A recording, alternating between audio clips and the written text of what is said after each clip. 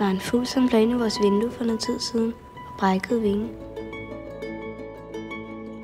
Så passede jeg den og gav den mad og sådan noget. Nu er den rask. 2 kilo. Hvad laver I? Kom nu!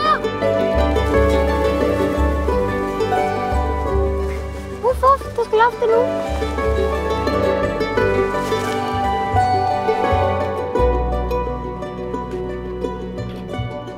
Er du bange?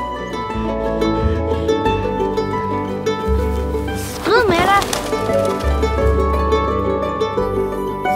Sagde du skulle lade være!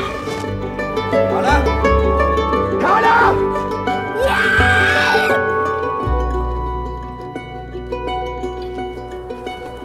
Er det Carla? Det er krabat.